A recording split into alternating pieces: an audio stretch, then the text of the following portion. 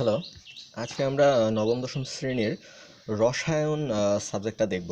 এখন রসায়ন সাবজেক্টটার প্রথম দিকের যে কয়েকটা অধ্যায় আছে এগুলো একদম প্রথমের অধ্যায় যেটা আছে রসায়নের ধারণা, দ্বিতীয় অধ্যায় আছে রসায়নের অবস্থা। তো এই অধ্যায়গুলো খুব একটা সিকিউ এর জন্য ইম্পর্ট্যান্ট না হলেও মানে সৃজনশীলের জন্য এমসিকিউ এর জন্য ইম্পর্ট্যান্ট। কিন্তু রসায়নের টোটাল যে 12টা অধ্যায় আছে দেখা যাচ্ছে যে প্রথম দিকের এক থেকে যেমন আমরা ধরতে পারি পঞ্চম ষষ্ঠ বা সপ্তম অধ্যায় পর্যন্ত চ্যাপ্টারগুলো একটু সোজা আছে, কিন্তু পরের দিক যত যাব এই চ্যাপ্টারগুলো একটু কঠিন হবে। যেহেতু প্রথম লেকচার তাহলে একদম শুরু থেকেই শুরু করছি। যেহেতু প্রথমের দিকের কিছু বেসিক ধারণা আছে, যেমন পর্যায় সারণী বা তৃতীয় অধ্যায়ের পদার্থের গঠন, এই কনসেপ্টগুলো ক্লিয়ার হওয়া লাগবে। এই কনসেপ্টগুলো ক্লিয়ার না হলে পরের দিকের অধ্যায় যেমন ষষ্ঠ সপ্তম বা দশম অধ্যায়ের দিকে যে সমস্যা হতে পারে। তো যাই হোক, একদম প্রথম অধ্যায় থেকে শুরু করছি। আমরা এখানে দেখতে পাচ্ছি একদম প্রথম অধ্যায় যেটা দেওয়া আছে রসায়নের ধারণা। হ্যাঁ, এই রসায়নের ধারণা অধ্যায়টা থেকে শুধু এমসিকিউই আসে। যেমন দ্বিতীয় অধ্যায় আছে পদার্থের অবস্থা থেকে এমসিকিউ আসে। আর সিকিউ এর জন্য মাত্র দুইটা টপিক আছে। এই দুইটা টপিক খুব ইম্পর্ট্যান্ট না হলেও কি মাঝে মাঝে ক্লাস টেস্টে বা অন্য কোথাও দিয়ে দিতে পারে। এই দুইটা টপিক সম্বন্ধে একটু জেনে রাখবো। যদিও প্রথম দুইটা অধ্যায় খুব একটা ইম্পর্ট্যান্ট না, আমাদের একদম ইম্পর্টেন্স শুরু হবে তৃতীয় অধ্যায় থেকে শেষ অধ্যায় 12তম অধ্যায় পর্যন্ত। তো যেহেতু প্রথম দিকের আছে এই দুটো অধ্যায়, এগুলো থেকে একটু প্রিপারেশন বা জেনে রাখবো আর কি বিষয়গুলো। তো যাই হোক, প্রথম অধ্যায়ে যে এমসিকিউতে আসবে, এমসিকিউ এর মধ্যে দুইটা ইম্পর্টেন্ট টপিক এখানে আছে। একটা হচ্ছে রসায়নের দৃষ্টিকোণে ঘটনার বিশ্লেষণ, যেটা মানে একটা ছক দেওয়া আছে, কাঁচা আম টক কিন্তু পাকা আম মিষ্টি কেন, হ্যাঁ, কেরোসিন বা মোমের দহন, এগুলো এই ছকটা একটু আমরা দেখব। আরেকটা হচ্ছে গবেষণার বিভিন্ন ধাপ। একজন গবেষকের কি কি ধাপ অতিক্রম করতে হয়, এই ধাপটা দিছে, এই ধাপটা সম্পর্কে একটু কনসেপ্ট রাখবো। যেমন হচ্ছে প্রথমে বিষয়বস্তু নির্ধারণ করতে লাগে, তারপর হচ্ছে বিষয়বস্তু সম্পর্কে বই বা কোনো গবেষণাপত্রের সাহায্য নিতে লাগে, তারপর হচ্ছে সেটা পরীক্ষা করতে লাগে। এরকম ধাপগুলো আমরা একটু জেনে রাখবো। আর তৃতীয় যে টপিকটা আছে প্রথম অধ্যায় থেকে, সেটা হচ্ছে সাংকেতিক চিহ্ন। বিভিন্ন ধরনের পদার্থের সাংকেতিক চিহ্নগুলো এমসিকিউয়ে আসে। যেমন বিস্ফোরক পদার্থ, দাহ্য পদার্থ, বিষাক্ত পদার্থ, এই জিনিসগুলো প্রায় এমসিকিউয়ে দেয়। তো এইগুলো সম্বন্ধে একটু আইডিয়া নিয়ে রাখবো। আর প্রথম অধ্যায় থেকে তাছাড়া তেমন কিছু নেই, আমরা বলতে পারি যে প্রথম অধ্যায়ের ধাপ বা টপিক এগুলোই। দ্বিতীয় অধ্যায়ের যে টপিকটা আছে, দ্বিতীয় অধ্যায়ের কিছু জিনিস আমাদেরকে জানতে লাগবে। দ্বিতীয় অধ্যায় হচ্ছে পদার্থের অবস্থা। হ্যাঁ, এখন পদার্থের অবস্থা বলতে আমরা পদার্থের তিনটা অবস্থার কথা জানি। একটা হচ্ছে কঠিন, তরল, বায়বীয়। তো এই তিনটে অবস্থা ছাড়াও পদার্থের আরেকটা অবস্থা আছে। এইটা হচ্ছে পদার্থের স্পেশাল অবস্থা। এই অবস্থাটা হচ্ছে তোমার প্লাজমা অবস্থা। যদিও প্লাজমা অবস্থার কথা এখানে তেমনভাবে উল্লেখ করা নেই, যেহেতু উল্লেখ করা নেই আমরা এটা পড়বো না। আমরা শুধু কঠিন, তরল, বায়বীয় এই তিনটাই পড়বো। তবে জেনে রাখবো পদার্থের আরেকটা ফোর্থ স্টেজ আছে, সেটা হচ্ছে প্লাজমা স্টেজ বা প্লাজমা অবস্থা। এটা একটা বিশেষ অবস্থা, সাধারণ অবস্থা নয়। তো সাধারণ অবস্থায় পদার্থ তিন অবস্থা: কঠিন, তরল, বায়বীয়। এবং কঠিন কি সেটা তো আমরা জানি, যে বস্তুগুলো নির্দিষ্ট ভর থাকবে, আকার থাকবে, আয়তন থাকবে। অর্থাৎ আকারও থাকবে নির্দিষ্ট, আয়তনটাও থাকবে নির্দিষ্ট। আর তরল পদার্থর কি, ভর থাকবে, আয়তনও থাকবে, কিন্তু নির্দিষ্ট কোনো আকার থাকবে না। যেমন পানি, যে পাত্রে রাখা হচ্ছে সেই পাত্রের আকার ধারণ করতেছে, এটা একটা বিষয়। তারপর হচ্ছে গ্যাসীয় বা বায়বীয় পদার্থ, এর ভর আছে ঠিক, কিন্তু আকার বা আয়তন কোনোটাই নেই। তো এই তিনটা পেলাম আমরা পদার্থের তিনটা অবস্থা। আচ্ছা, তার আগে পদার্থ কাকে বলে? পদার্থ হচ্ছে যে বস্তুটার নির্দিষ্ট ভর আছে এবং যেটা জায়গা দখল করে, সেটাই হচ্ছে তোমার পদার্থ। ওকে, তো পদার্থ এবং পদার্থের অবস্থার এই টপিকটা থেকে আমরা আলোচনা করলাম পদার্থের তিন অবস্থা, আরেকটা বিশেষ অবস্থা, এবং কোনটা অবস্থা কীরকম, পদার্থ কাকে বলে, পদার্থের বা কোন কোন অবস্থার আকার, আয়তন এবং ভর আছে নেই, এইগুলো বিষয়। তারপর হচ্ছে গতিতত্ত্ব যেখানে আছে, গতিতত্ত্ব পরের টার্মটা পাবো আমরা কণার গতিতত্ত্ব। অর্থাৎ গতিতত্ত্বে এখানে দুইটা জিনিস আমাদের ইম্পর্টেন্ট, সেটা হচ্ছে আন্তঃআণবিক দ্রুত এবং আন্তঃআণবিক শক্তি। আন্তঃআণবিক দ্রুত কাকে বলে? আমরা জানি প্রত্যেক পদার্থই অণু পরমাণু দ্বারা গঠিত।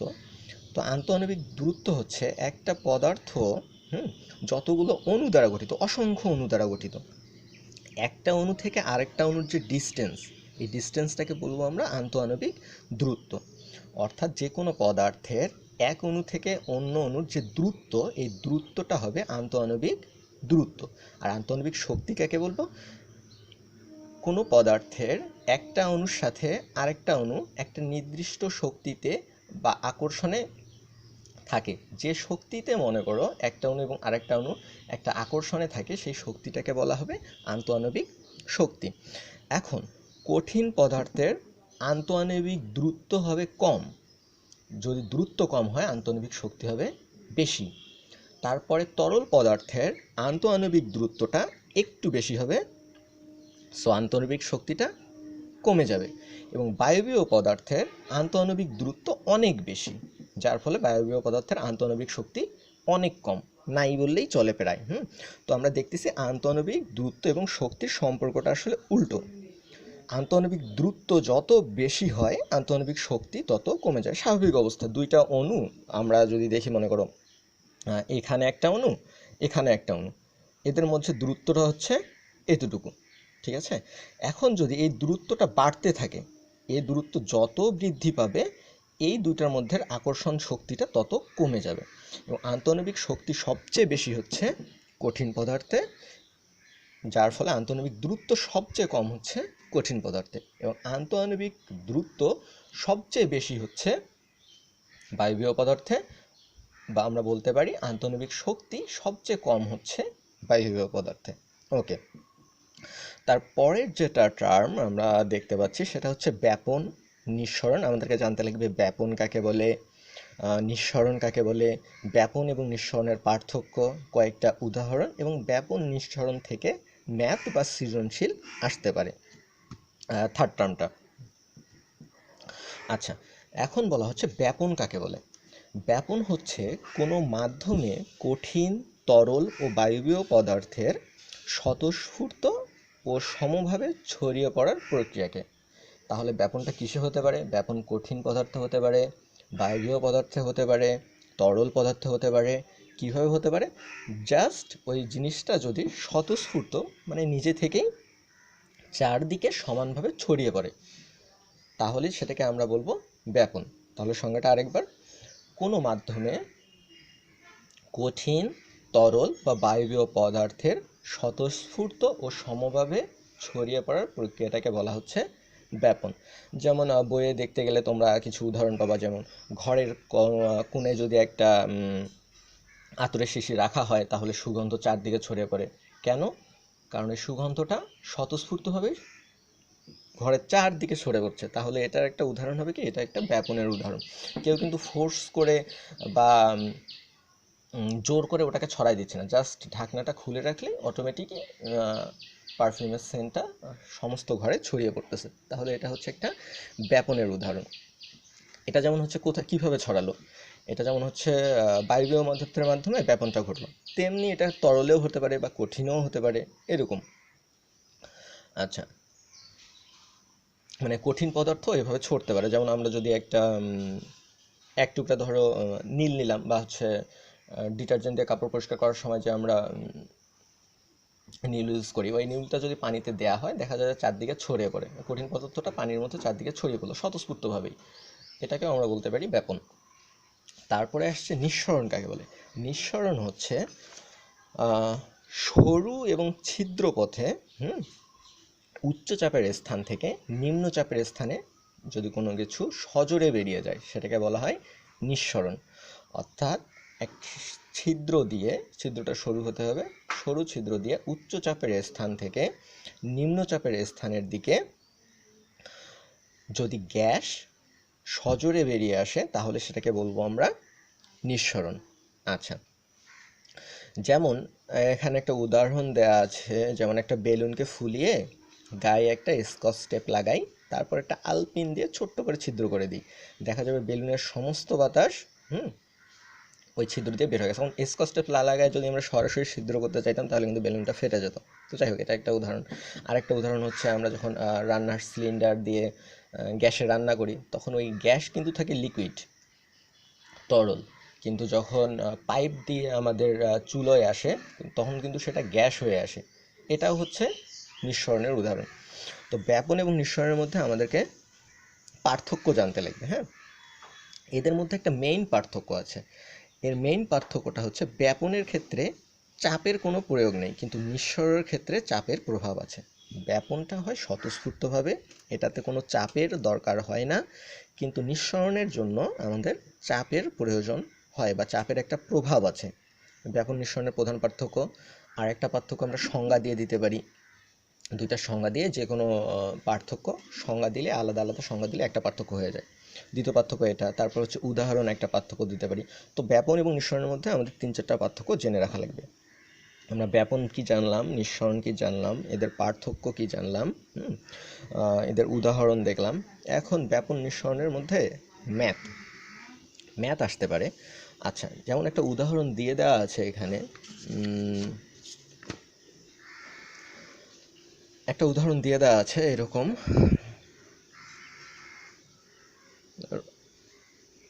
একটা টেস্ট টিউব আছে, টেস্ট টিউবের দুই প্রান্ত খোলা,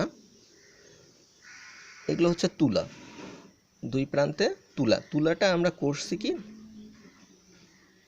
এক পাশের তুলা HCl মানে হাইড্রোক্লোরিক অ্যাসিডে ভিজিয়ে নিয়েছি, আরেক পাশের তুলা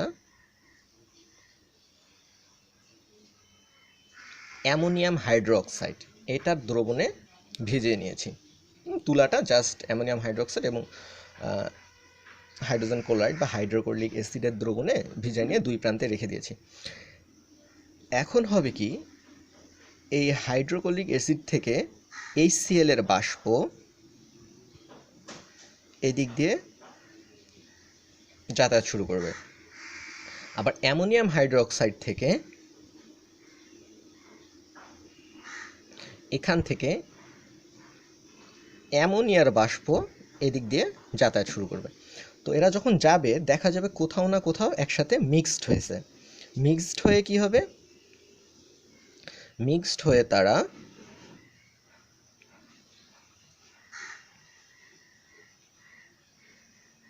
NH4Cl, ঠিক আছে, NH4Cl এর বা অ্যামোনিয়াম ক্লোরাইডের সাদা ধোঁয়ার সৃষ্টি করবে। এই ধোঁয়াটা কি,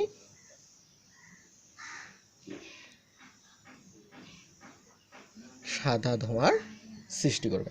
তো এখান থেকে এটা ভিতর দিকে গেল, এখান থেকে অ্যামোনিয়া ভিতর দিকে গেল, যে কোথায় এর একত্রিত মিলিত হবে, দেখা যাবে যে সব সময় মাঝখানে একত্রিত হবে না, যে কোনখানে একত্রিত হতে পারে, সেটা এপাশে হতে পারে, মাঝখানে হতে পারে, এই সাইডে হতে পারে, কিন্তু কোথায় আসলে একত্রিত হবে, এখানে দেখা গেছে যে এরা মিট করছে এই জায়গাটাতে, অর্থাৎ HCl থেকে কাছে, NH4OH থেকে দূরে বা অ্যামোনিয়াম হাইড্রোক্সাইড থেকে দূরে।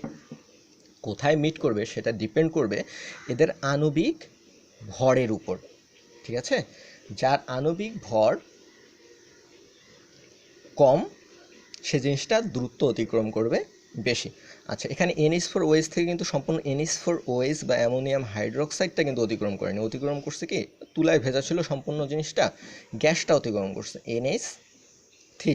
এখান থেকে কি অতিক্রম করছে, এটারই গ্যাস হাইড্রোজেন ক্লোরাইড বা হাইড্রোক্লোরিক অ্যাসিডের গ্যাসটা বা বাষ্পটা অতিক্রম করছে। আচ্ছা, আমরা যদি এদের এখন ভর দেখতে চাই, অর্থাৎ আমাদেরকে জাজ করতে লাগবে HCl এর ভর কত আর NH3-র ভর কত। ওকে, যার ভর কম হবে সে বেশি দূরত্ব অতিক্রম করবে। আমি সিম্পল অবস্থায় বলতে পারি যে পাতলা, যার পাতলা শরীর মনে করো, সে একজন ভারী শরীরওয়ালা লোকের চেয়ে বেশি দূরত্ব অতিক্রম করতে পারে। তো HCl এর ভর কত, আমরা HCl এর ভর যদি বের করতে পারি, হাইড্রোজেনের ভর হচ্ছে 1, ক্লোরিনের হচ্ছে 35.5, টোটাল হচ্ছে 36.5। ওকে, NH3-র কত,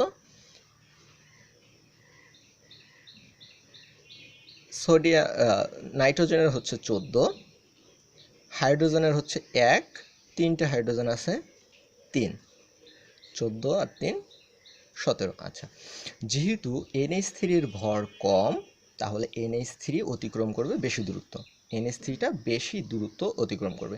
HCl এর ভর বেশি, সেটা বেশি দূর যেতে পারেনি, কম দূরত্ব অতিক্রম করছে। এইভাবে যে কোনো দুইটা দ্রবণ থেকে বা তুলায় ভেজা দ্রবণ বা যে কোনো কিছু হতে পারে, একটা গ্যাস হতে পারে, যদি দুইটা প্রোডাক্টে দেয়া থাকে এবং আমাদের একটা টেস্ট টিউব দিয়ে বলা থাকে যে আসলে এই দ্রবণ দুইটা এই প্রোডাক্ট দুটা কোথায় মিট করবে টেস্ট টিউবের, তাহলে আমরা বলতে পারি যার আণবিক ভর কম হবে সে দূরত্ব অতিক্রম করবে কম, অর্থাৎ তার দিকে মিট করবে। আর যার আণবিক ভর বেশি যার আণবিক ভর কম হবে সে দূরত্ব বেশি অতিক্রম করতে পারবে, আর যার আণবিক ভর বেশি হবে সে দূরত্ব কম অতিক্রম করতে পারবে। আমাদের সরাসরি এই দুটোর আণবিক ভর বের করতে লাগবে। যার আণবিক ভর বেশি সে দূরত্ব অতিক্রম করবে কম, যার আণবিক ভর কম সে দূরত্ব অতিক্রম করবে বেশি। আচ্ছা, তাহলে আমাদের দ্বিতীয় অধ্যায়ের ব্যাপন নিঃসরণ এবং ম্যাথের টপিকটা হয়ে গেছে মোটামুটি। তারপর আরেকটা জিনিস আসছে, এখানে আমরা ফোর্থ টপিকে গেলাম, গলনাঙ্ক, স্ফুটনাঙ্ক, পাতন, ঘনীভবন, বাষ্পীভবন, ঊর্ধ্বপাতন, উদ্বায়ী পদার্থ। এগুলোর আমাদের সংজ্ঞা জানতে লাগবে। হ্যাঁ, এগুলোর আমাদের জানতে লাগবে সংজ্ঞাগুলো। আচ্ছা, গলনাঙ্ক এবং স্ফুটনাঙ্ক কাকে বলে? গলনাঙ্ক এবং স্ফুটনাঙ্ক হচ্ছে তাপমাত্রা। কোনো কঠিন পদার্থকে গলাতে যে তাপের দরকার হয় সেটা হবে গলনাঙ্ক। কোনো কঠিন পদার্থকে বাষ্পে পরিণত করতে বা তরল পদার্থকে বাষ্পে পরিণত করতে যে তাপের দরকার হয় সেটা হবে আমার স্ফুটনাঙ্ক। কিন্তু যখন আমরা বলবো যেন কোনো কঠিন পদার্থকে গলাতে যে তাপের দরকার হয় বা কোনো তরল পদার্থকে বাষ্পে পরিণত করতে যে তাপের দরকার হয়, তখন অবশ্যই আমাদেরকে একটা জিনিস বলতে লাগবে, সেটা হচ্ছে 1 ATM বা 1 বায়ুমণ্ডলীয় চাপে। কি? 1 ATM চাপ, 1 ATM চাপ বা 1 বায়ুমণ্ডলীয় চাপে। অর্থাৎ গলনাঙ্কের সংজ্ঞাটা হচ্ছে 1 বায়ুমণ্ডলীয় চাপে কোনো কঠিন পদার্থকে গলাতে যে তাপের দরকার হয়। আর স্ফুটনাঙ্কের সংজ্ঞাটা হচ্ছে 1 ATM বা 1 বায়ুমণ্ডলীয় চাপে কোনো তরল পদার্থকে বাষ্পে পরিণত করতে যে তাপের দরকার হয়। ঠিক আছে, কারণ চাপটা বলতে লাগবে, যদি চাপ 1 ATM না হয়ে আদার্স হয় তাহলে গলনাঙ্ক এবং স্ফুটনাঙ্কর মানটা চেঞ্জ হয়ে যায়। ঠিক আছে। আচ্ছা, তারপর আমরা পড়বো হচ্ছে পাতন, পাতন, ঘনীভবন, বাষ্পীভবন। ঠিক আছে। আচ্ছা, বাষ্পীভবন কাকে বলে? কোনো পদার্থকে, তরল পদার্থকে বাষ্পে পরিণত করার প্রক্রিয়াটা বাষ্পীভবন। ঘনীভবন কাকে বলে? কোনো জলীয় বাষ্পকে বা বাষ্পীভূত অবস্থায় আছে এরকম পদার্থকে ঠান্ডা করে আবার তরলে পরিণত করার প্রক্রিয়াটা হচ্ছে ঘনীভবন। আর পাতন কাকে বলে? যখন এই দুইটা আমরা একসাথে যোগ করে দিই। ঠিক আছে। আচ্ছা, আবার একবার যদি পড়ি, কোনো তরল পদার্থকে তাপ দিয়ে যদি আমরা সেটাকে বাষ্পে পরিণত করি তাহলে সেটাকে বলবো আমরা বাষ্পীভবন। হ্যাঁ। আচ্ছা, আবার যদি তাপ নির্গত করে বস্তুটাকে ঠান্ডা করি, ঠান্ডা করে যদি আবার তরলে পরিণত করা হয় তাহলে সেটাকে বলবো আমরা ঘনীভবন। তাপ দিয়ে বাষ্পে পরিণত করাটা বাষ্পীভবন, আর তাপ কমায় বা ঠান্ডা করে ঘন করাটা হচ্ছে ঘনীভবন। আর পাতন কাকে বলে? পাতন যখন আমরা বাষ্পীভবন এবং ঘনীভবন একসাথে যোগ করে দিই, অর্থাৎ আমরা বলতে পারি পাতন হবে বাষ্পীভবন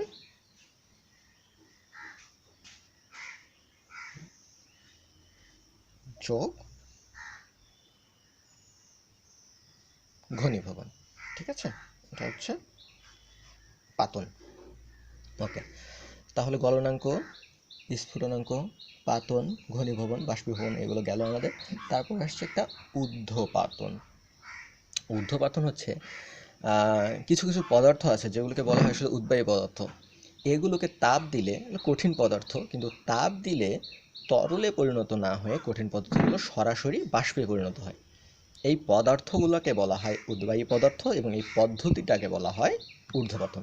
এরকম পদার্থ কি? যেমন হচ্ছে নিশাদল বা NH4Cl। ঠিক আছে, অ্যামোনিয়াম ক্লোরাইড, এটাকে আমরা বলতে পারি এক ধরনের উদ্বায়ী পদার্থ। আরও আছে, যেমন হচ্ছে ন্যাপথেলিন, এক ধরনের পদার্থ যেগুলো উদ্বায়ী পদার্থ, অর্থাৎ এগুলোকে তাপ দিলে তরলে পরিণত না হয় সরাসরি বাষ্পে পরিণত হয়। ওকে, এখন আমাদের দ্বিতীয় অধ্যায়ের একদম লাস্ট টপিক, সেটা হচ্ছে পদার্থের অবস্থার গ্রাফ। এটা হচ্ছে ইম্পর্টেন্ট এই অধ্যায়ের জন্য। ওকে,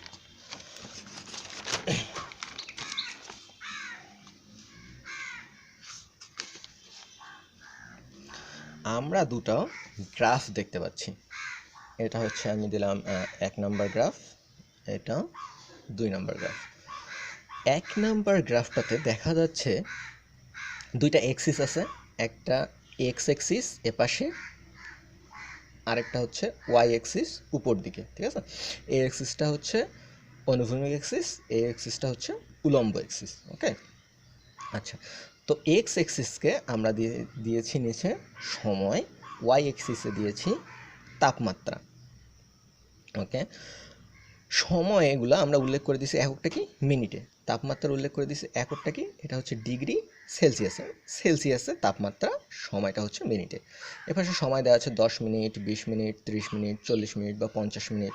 এপাশে তাপমাত্রা শুরু করছি আমরা -40 ডিগ্রি সেলসিয়াস থেকে। -40 degree, -20 degree, 0 degree, 20 degree, 40 degree, 60 degree, 80 degree, এরকম।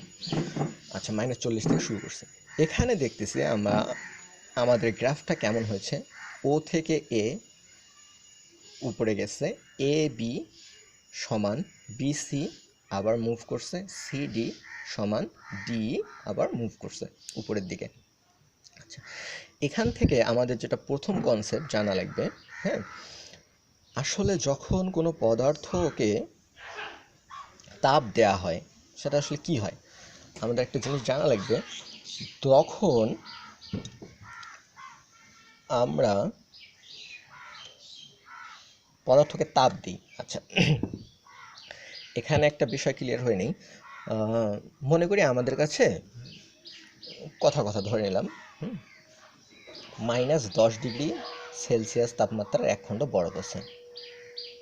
-10 ডিগ্রি সেলসিয়াস তাপমাত্রা বরফ আছে। আমরা যদি এই বরফটাকে তাপ দিই, বরফ যেহেতু এটা হচ্ছে কঠিন, কারণ এটা হচ্ছে বরফ, তার তাপমাত্রা হচ্ছে -10 ডিগ্রি সেলসিয়াস। তো আমরা যদি এটাকে তাপ দিই, তাপ দেওয়ার ফলে এটা তাপটা নিবে। -10 ডিগ্রির বরফটা 0 ডিগ্রি সেলসিয়াসের বরফে পরিণত হবে। যদি তাপ দিই তাহলে কি হবে, -10 ডিগ্রির বরফ 0 ডিগ্রি সেলসিয়াসের বরফে পরিণত হবে। অর্থাৎ সেটাও কি বরফ, যেহেতু কঠিন পদার্থ। 0 ডিগ্রি সেলসিয়াসের বরফ যদি আবার আমি তাপ দিই, তাহলে 0 ডিগ্রি সেলসিয়াসের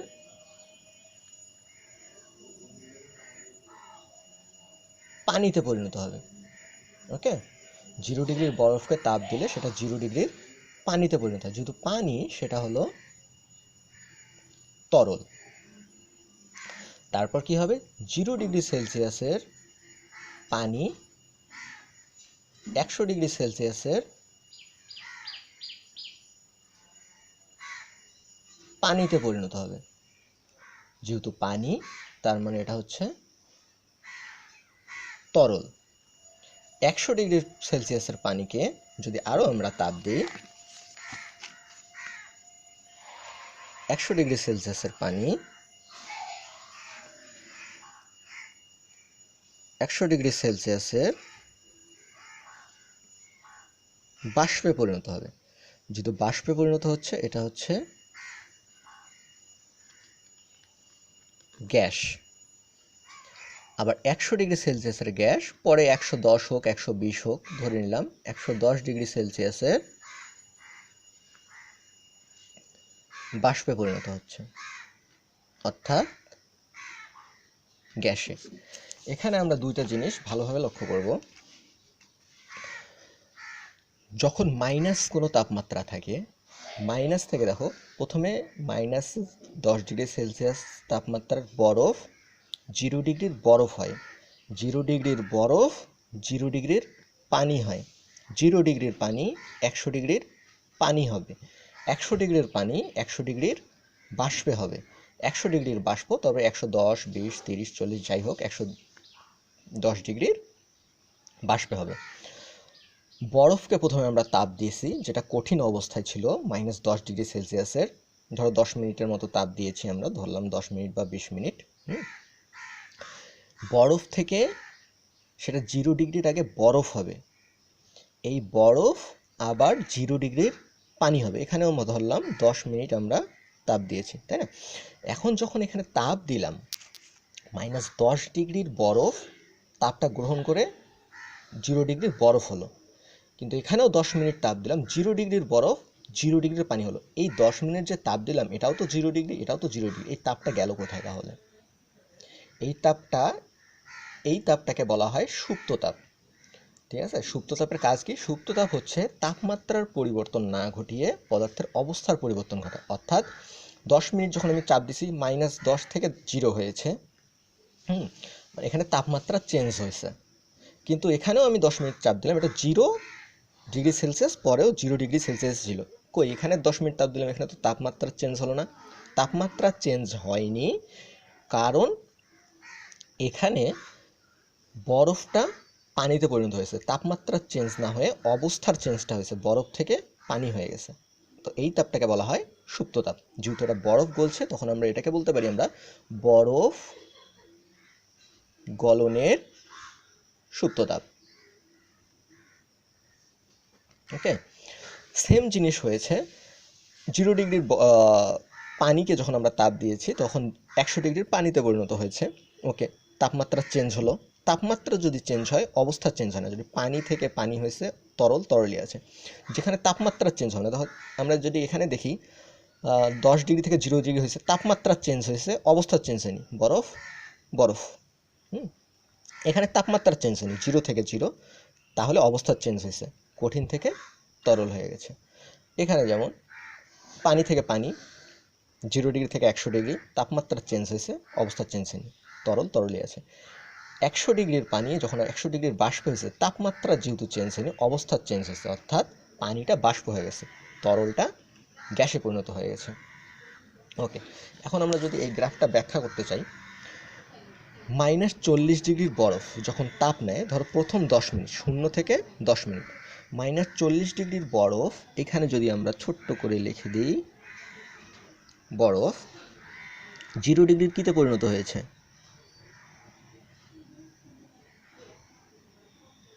বরফে পরিণত হয়েছে।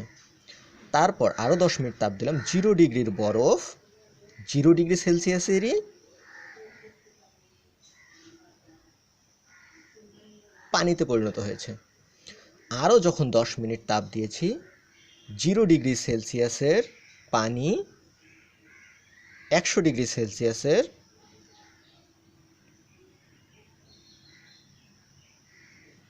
পানিতে পরিণত হয়েছে। তারপর 100 ডিগ্রি সেলসিয়াসের পানি 100 ডিগ্রি সেলসিয়াসের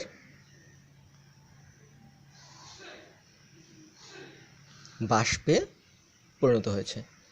100 ডিগ্রি সেলসিয়াসের বাষ্প 140 ডিগ্রি সেলসিয়াসের বাষ্পে পরিণত হয়েছে। অর্থাৎ আমরা বলতে পারতেছি, এটা যেটা একদম জিরো অংশ, এখানে ছিল বরফ, বরফ তাপ গ্রহণ করে হয়ে গেছে, -40-এর বরফ হয়েছে জিরোর বরফ, জিরোর বরফ হয়েছে জিরোর পানি, জিরোর পানি হয়েছে 100-র পানি। হ্যাঁ, 100-র পানি হয়ে গেছে 100-র বাষ্প, 100 ডিগ্রির বাষ্প হয়ে গেছে 140 ডিগ্রির বাষ্প।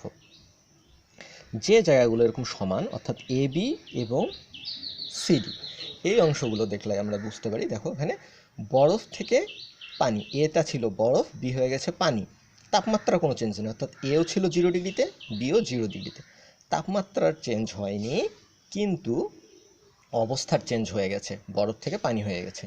আবার এখানে সিডি জায়গাটা সমান, তাপমাত্রার চেঞ্জ হয়নি, সিও তাপমাত্রা 100, ডিও তাপমাত্রা 100, তাপমাত্রার চেঞ্জ হয়নি, কিন্তু অবস্থার চেঞ্জ হয়ে গেছে, পানি থেকে বাষ্প হয়ে গেছে।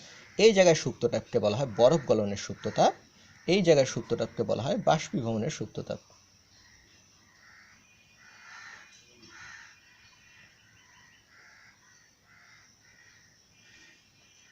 ওকে, আচ্ছা, আর যেগুলো জায়গা চেঞ্জ হয়েছে, অর্থাৎ এখান থেকে এখানে গেছে, তাপমাত্রা চেঞ্জ হয়েছে, -40 থেকে এখানে -40 তাপমাত্রা, এখানে আমরা এতে দেখতে পারতেছি 0 তাপমাত্রা। তাপমাত্রা যেহেতু চেঞ্জ হয়েছে, অবস্থাটা চেঞ্জ হয়নি, অর্থাৎ এখানেও বরফ থাকবে, এখানেও বরফ থাকবে। এখানেও তাপমাত্রা চেঞ্জ হয়েছে, এখানে ছিল 0, এখানে হয়েছে 100। যেহেতু তাপমাত্রার চেঞ্জ হয়েছে, অবস্থা চেঞ্জ হবে না। বিতেও থাকবে পানি, সিতেও থাকবে পানি। আবার ডি থেকে ই তাপমাত্রা চেঞ্জ হয়েছে, ডিতে ছিল 100, ইতে হয়েছে 140। সেম জিনিস, এখানেও তাপমাত্রার পার্থক্য আছে, যেহেতু তাপমাত্রার পার্থক্য, অবস্থা চেঞ্জ হয়নি। ডিও ছিল বাষ্প, ইও হয়েছিল বাষ্প। আচ্ছা, এটা হচ্ছে আমাদের সোজা, আমরা 0 থেকে এটা বাষ্পীভবন, আমরা ধীরে ধীরে তাপ বাড়িয়েছি। 0 -40 থেকে তাপ বাড়াতে বাড়াতে বাড়াতে বাড়াতে 140-এ নিয়ে গেছি। এখন যদি সেম অবস্থায় আমরা তাপ কমানো শুরু করি, 140-এ ছিল, কমাতে কমাতে কমাতে কমাতে 0-তে চলে আসি, তাহলে কি হবে? এটা সেকেন্ড স্টেজ। এই স্টেজটা আর হোমওয়ার্ক থাকলো। এই স্টেজটা সম্পর্কে একটু রিড করে আমি এটা নেক্সট ডেতে ধরতে পারি। ধরার পরে যদি কোনো সমস্যা থাকে বা রিড করতে যাই, এটা প্র্যাকটিস করতে যাই, একটু সমস্যা মনে হয়, সেটা তখন আলোচনা করব। ওকে, আজকে তাহলে আমাদের কেমিস্ট্রির প্রথম অধ্যায় এবং দ্বিতীয় অধ্যায়, এই দুটো অধ্যায় মোটামুটি কমপ্লিট। এমসিকিউগুলো আমাদের পড়ে নিতে লাগবে।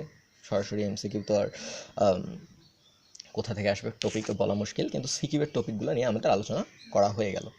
দুইটা সিকিউর টপিক ছিল, একটা হচ্ছে পদার্থের অবস্থার এই গ্রাফগুলো নিয়ে, অর্থাৎ এই দুইটা থেকে একটা টপিক, এবং আরেকটা টপিক ছিল হচ্ছে